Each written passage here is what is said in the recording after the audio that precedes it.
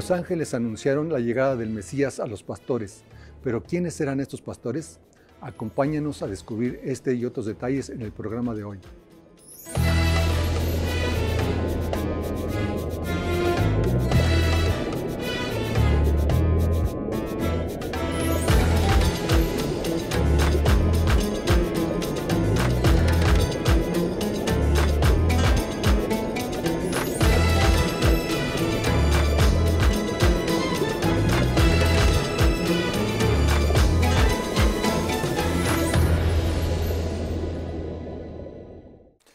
Liliana, ¿cómo estás? Te saludamos desde México.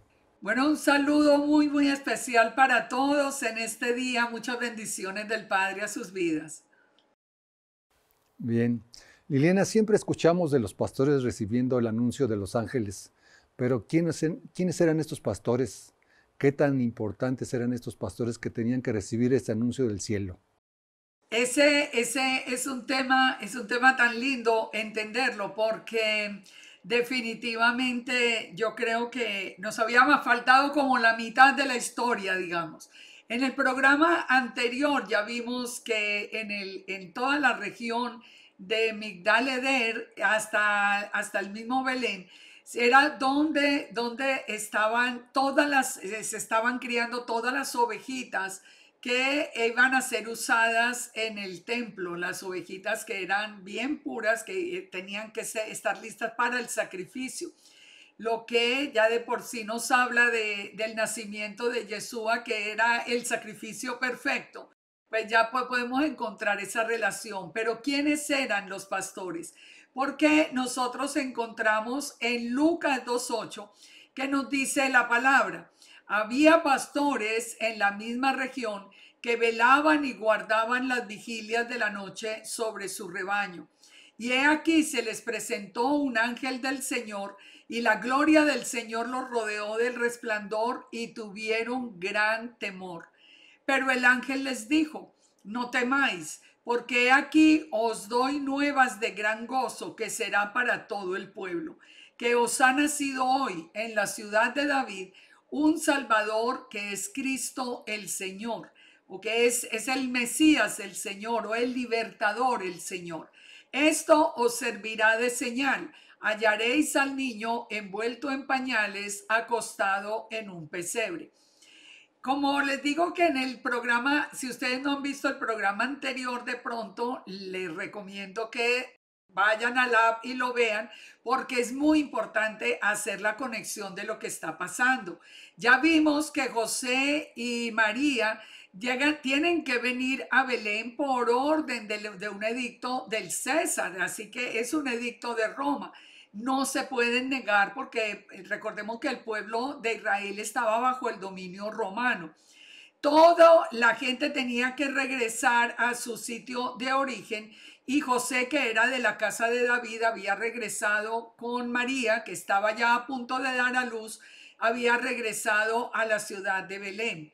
Ahora, ya el niño nació. Vimos cómo nació en una sucá o en un tabernáculo, porque estábamos en la fecha en que frente a cada lugar de residencia debía haber un tabernáculo, que es una residencia temporal, donde nacería, estaba profetizado que nacería Emanuel, que significa literalmente Dios con nosotros.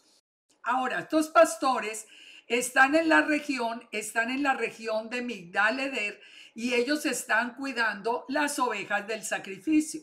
Esos pastores, ¿quiénes eran? Esos pastores eran levitas, eran sacerdotes del templo, que eran los encargados de cuidar todo el rebaño. Pero miremos el texto de nuevo. Ya está el niño en la azúcar, en un pesebre. Ya vimos por qué en un pesebre, en lugar del alimento. Yeshua es el pan que bajó del cielo, es el alimento nuestro para salvación. Y aquí los pastores entonces tienen la presencia de un ángel del Señor, y dice, y lo rodeó la gloria misma con resplandor, y tuvieron un gran temor. Pero miremos las palabras del ángel. el ángel les dijo: no temáis, he aquí os doy buenas nuevas de gran gozo que serán para todo el pueblo. Ya vimos que la fiesta de Sukkot y o tabernáculos es la fiesta del gozo. Esa siempre la orden desde que fue dada el mandamiento en la Torah. La orden para la fiesta de Sukkot es que sea una fiesta de inmensa alegría para todo el pueblo. Todo el pueblo debía traer las ramas, debía construir la sukkah, debían regocijarse. O ahora se estaba cumpliendo el objetivo del gozo, que es la presencia del Eterno con nosotros, es la presencia de Emanuel. Por eso los ángeles le dicen a los pastores que eran levitas, que conocían de una manera exacta la profecía, les están diciendo: les damos una buena nueva de gran gozo para todo el pueblo, que ha nacido en Belén, en la ciudad de David, el Salvador. Todas las profecías que ya hemos analizado se estaban cumpliendo en este momento, pero aquí les dice: ustedes lo van a ir a ver y les servirá de señal que hallaréis al niño envuelto en pañales y acostado en un pesebre. El hecho de que ese niño lo encontraran los pastores debajo de una sukkah o de un tabernáculo, pues era para ellos todavía una confirmación mayor. No estaba en una casa normal. Hubiera nacido en una casa normal si no hubiera detrás la mano del Todopoderoso, o hubieran encontrado un lugar en el mesón, pero el niño había tenido que nacer en ese sitio ordenado donde el Eterno quería habitar con su pueblo. Así que imagínense, piensen en toda esta conexión de palabras y ustedes van a ver que esto era un plan perfecto. Sigue diciendo el verso 13: y repentinamente apareció con el ángel una multitud de las huestes celestiales que alababan a Dios y decían: gloria a Dios en las alturas y en la tierra paz y buena voluntad para con los hombres. Fíjense, ya no solamente era un ángel, ahora era multitud de huestes celestiales. Esa fue una noche absolutamente maravillosa, una noche que los pastores tenían que ver como algo absolutamente sobrenatural. Por eso ellos creen inmediatamente a la palabra. Pero analicemos las palabras de los ángeles. Gloria a Dios en las alturas y en la tierra paz. ¿Quién era el que venía? Recuerden que lo hemos estudiado. Sar Shalom, el príncipe de paz. Él venía a liberar, él venía a salvar, él venía a rescatar lo que se había perdido. Él venía para buscar a las ovejas perdidas de la casa de Israel, como dice Mateo 15. Así que fíjense que ahora entendemos muy bien el mensaje con el nacimiento de Yeshua. Y dice el verso 15: y sucedió que cuando los ángeles se fueron de ellos al cielo, los pastores se dijeron unos a otros: pasemos pues hasta Belén y veamos esto que ha sucedido y que el Señor nos ha manifestado. ¿Cómo lo podían encontrar? Ellos iban a Belén, había tanta gente por el empadronamiento, gente que también que se preparaba para Sukkot. ¿Cómo lo podían encontrar? Te dice: vinieron apresuradamente y hallaron a María y a José y al niño acostado en un pesebre. Y al verlo dieron a conocer lo que les había sido dicho acerca del niño. Y todos los que oyeron se maravillaron de lo que los pastores les decían.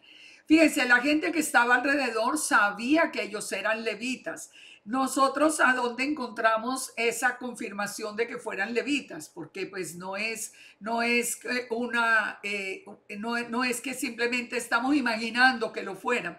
El dato lo encontramos en la Mishnah. Ya habíamos hablado en el capítulo anterior, en el programa anterior, que la Mishnah es el libro que revela todo lo que se hacía y lo que sucedía alrededor del templo, alrededor de las fiestas. Y es muy interesante que allí nosotros encontráramos la confirmación de que los pastores de la región eran los pastores levitas que estaban encargados de las ovejas del sacrificio. Ahora, pero volviendo acá, los pastores llegan a Belén. ¿Cómo lo encuentran? ¿Cómo lo encuentran allí? ¿Cómo saben que es el niño? Porque no era corriente, no era una cosa que ocurriera todos los días, que un niño naciera debajo de un tabernáculo, debajo de una azúcar.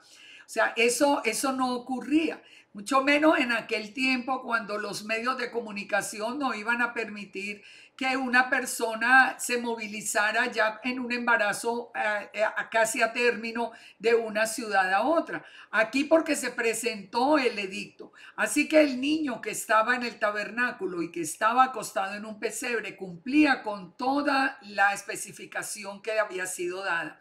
Dice entonces que todos se maravillaron con lo que les decían los pastores de la presencia de los ángeles, de las huestes celestiales, de la gloria del Padre que los había rodeado.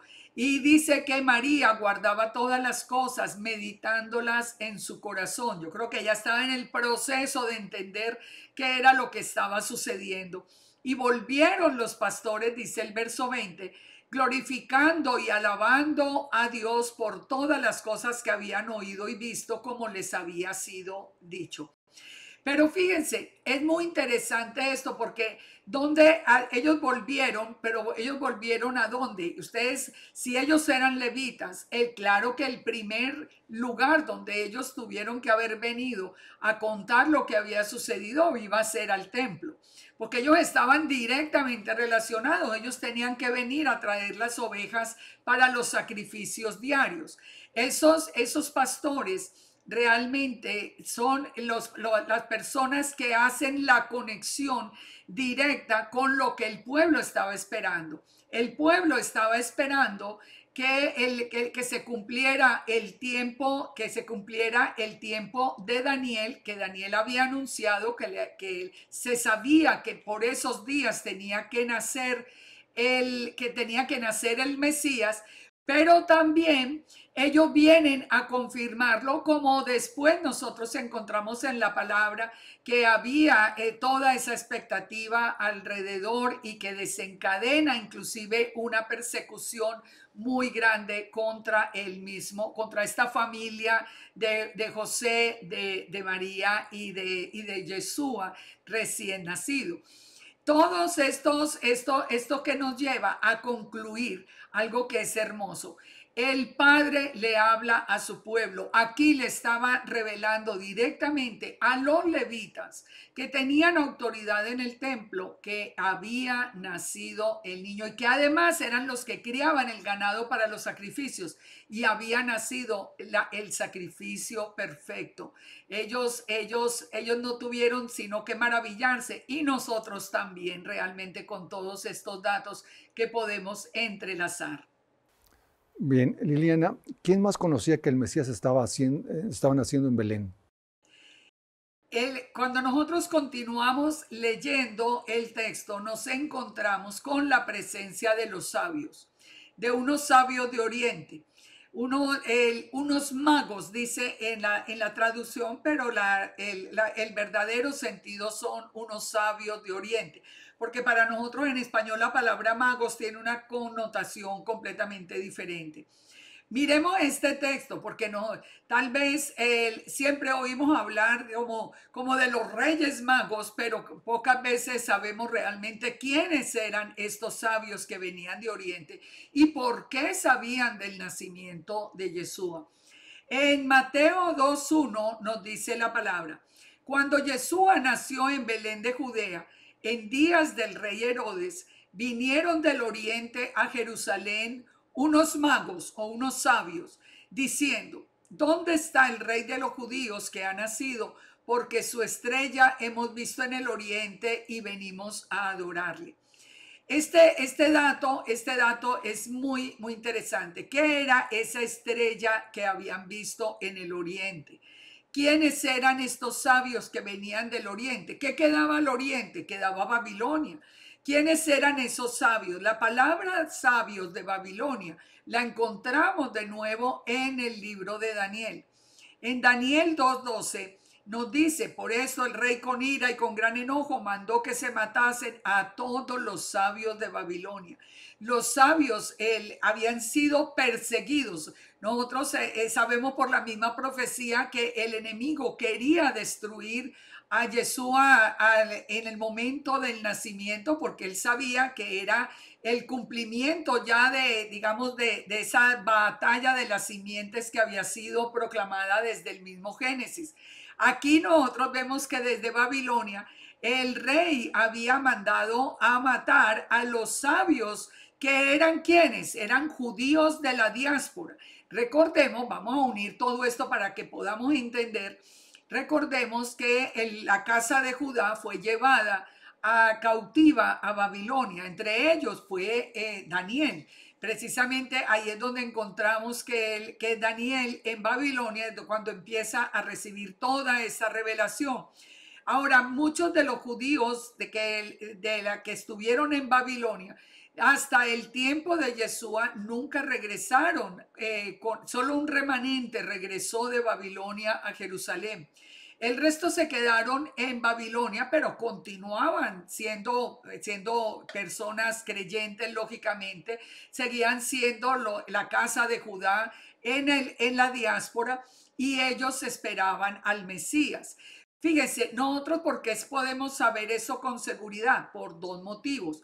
El primero, Daniel, como les he dicho, Daniel dijo el tiempo exacto del nacimiento de Yeshua. Y por otra parte, porque el término Mesías es un término que compete únicamente a Israel. No hay pueblos paganos que esperen un Mesías, sino que ese está directamente ligado con Israel. ¿Qué era lo que habían aprendido estos sabios? Estos sabios tenían que haber aprendido a través de Daniel, de Números 24:17, cuando la palabra nos dice, lo veré, mas no ahora, lo miraré, mas no de cerca. Saldrá estrella de Jacob y se levantará cetro de Israel y herirá las sienes de Moab y destruirá a todos los hijos de Sed. Y será tomada Edom, será también tomada Seir por sus enemigos, e Israel se portará varonilmente. De Jacob saldrá el dominador y destruirá lo que quedare de la ciudad. ¿Y quién es esta estrella? Esa estrella de Jacob que estaba anunciada.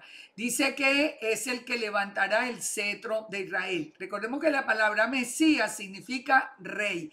Por eso ellos se están preguntando, ellos vieron la estrella, ellos sabían el tiempo por la profecía de Daniel, ellos claro, tenemos ya todas unas generaciones de por medio, pero ellos desde Daniel habían heredado, digamos, toda esa revelación que Daniel tuvo del día exacto en que regresaría el Mesías. Ahora, cuando nosotros seguimos leyendo, por ejemplo, en Apocalipsis 22:16, vemos que el mismo Yeshua nos dice, yo, Yeshua, he enviado mi ángel para daros testimonio de estas cosas en las congregaciones. Yo soy la raíz y el linaje de David, la estrella resplandeciente de la mañana. Tal vez nosotros no hemos entendido muy claramente a qué se refiere cuando nos dice que Él es la estrella resplandeciente de la mañana, pero llama la atención que estos sabios vinieran siguiendo una estrella. Era una señal en los cielos, sin duda alguna, una señal muy especial que los guió a ellos hasta el mismo sitio, hasta el mismo Belén. Los guió y ellos sabían que la aparición de esa estrella, que tenía que ser una aparición que no era normal, digámoslo, no era el estudio que ellos debían tener en la astronomía en su tiempo. Ellos tenían que saber que era una señal especial. ¿Cuántas señales hemos visto acá que se han cumplido para el nacimiento de Yeshua?